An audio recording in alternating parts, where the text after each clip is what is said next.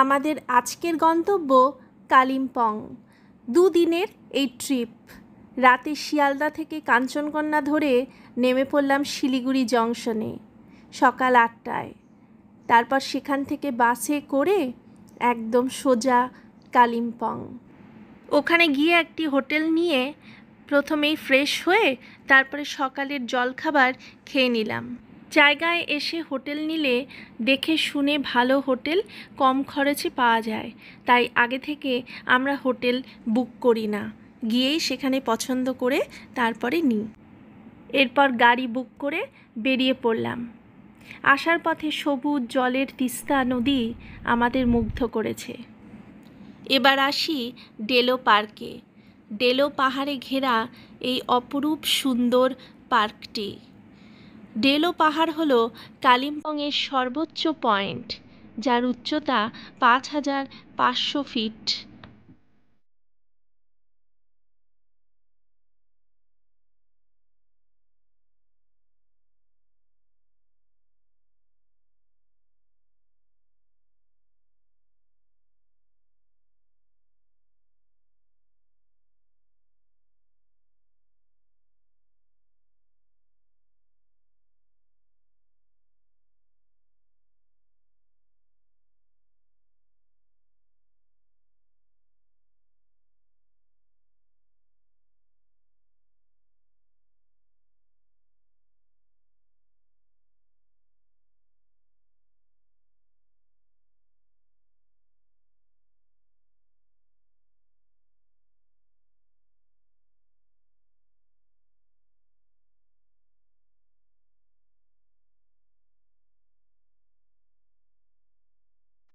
ডেলো পার্কের খুব কাছেই আছে মর্গান হাউস, যা এক ব্রিটিশ দম্পতির বাড়ি ছিল এককালে, এবং এই বাড়ি নিয়ে এখন নানা রকম রমরমা ভূতের গল্প চলছে।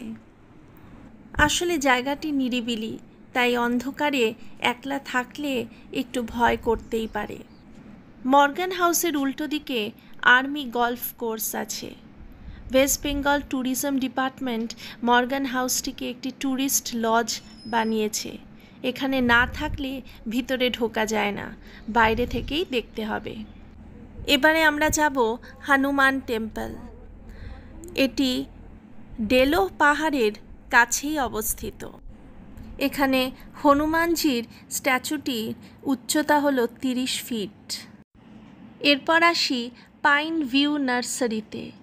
এটি একটি ক্যাকটাস নার্সারি। এটি সোম থেকে রবিবার সকাল 7:30 থেকে বিকেল 4টে অবধি খোলা থাকে। এখানে ঢুকতে গেলেও টিকিট লাগবে। নানা রকমের রেয়ার এবং সুন্দর সুন্দর ক্যাকটাস আপনাকে মুগ্ধ করবে। তারপরে আসি দর্পিন মোনাস্টারিতে। এটি একটি টিবেটান বুদ্ধিস্ট মোনাস্টারি, যেটি দুর্পিনদারা পাহাড়ের উপরে অবস্থিত। এই জায়গাটি সত্যি সুন্দর এবং এখানে আসলে মন ভরে যায়। এই মোনাস্টারি দেখে এরপরে আমরা ব্যাক করলাম আবার হোটেলে, এবং হোটেলে দুপুরে পৌঁছিয়ে খাওয়া দাওয়া করে তারপরে রেস্ট নিয়ে আবার সন্ধেবেলা একটু কালিম্পংয়ের বাজারের দিকে ঘুরে বেড়ালাম।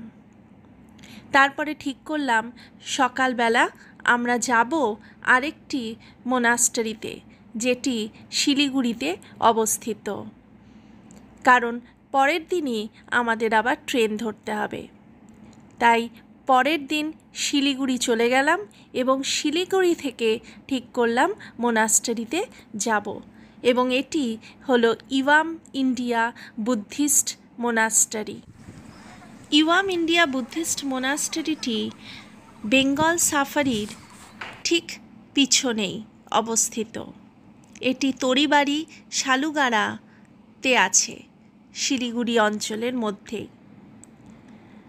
এখানকার ভিজিটিং আওয়ার্স হলো সকাল 9টা থেকে বিকেল 5টা, এবং এখানে সোমবার বন্ধ থাকে। 30 একর জমির উপরে এই মোনাস্টারিটি, তাই এটি 3rd লার্জেস্ট মোনাস্টারিও বলা হয় ভারতবর্ষের। এখানে বুদ্ধা স্ট্যাচু আছে যেটি 12 থেকে 15 ফিট উঁচু। এই মোনাস্টারির ভিতরের কারুকার্য বা ওয়াল পেন্টিংস, ফ্রেস্কোস আপনাকে সত্যিই মুগ্ধ করবে, এবং বাইরের সৌন্দর্য যেটা সবুজে ভরা সেটাও মনোমুগ্ধকর। এই মোনাস্টারি থেকেই দেখা যায় পিছনে ছোট ছোট পাহাড়। যদি ভাগ্য ভালো থাকে তাহলে এখান থেকেই তোমরা কাঞ্চনজঙ্ঘা দেখতে পাবে। এরপর আমরা বেঙ্গল সাফারি পার্কে ঢুকে গেলাম। বেঙ্গল সাফারি নিয়ে আমি আলাদা একটি ভিডিও করেছি, তাই এখানে আর এটি রাখলাম না। তোমরা চাইলে সেই ভিডিওটি তোমরা দেখে নিতে পারো। এই সব দেখে তারপরে আমরা চলে গেলাম স্টেশনে, কারণ আমাদের টিকিট আগেই কাটা ছিল, তাই ট্রেনে করে এবার কলকাতা ফেরার পালা। এবার আসি খরচে। আমাদের দুজনের এই কালিম্পং ট্রিপ ছিল 2 দিনের, তাই সেই মতো আমরা বাজেট ফ্রেন্ডলি একটা ট্যুর প্ল্যান করেছিলাম এবং বাজেটের মধ্যেই রাখার চেষ্টা করেছিলাম। পুরো গোটা ট্যুরটা আমাদের 5,000-এর মধ্যে হয়ে গেছে, ট্রেন ফেয়ার বাদ দিয়ে। আমাদের হোটেল খরচ 800 করে পড়েছে, 2 দিনের 1600। খাবার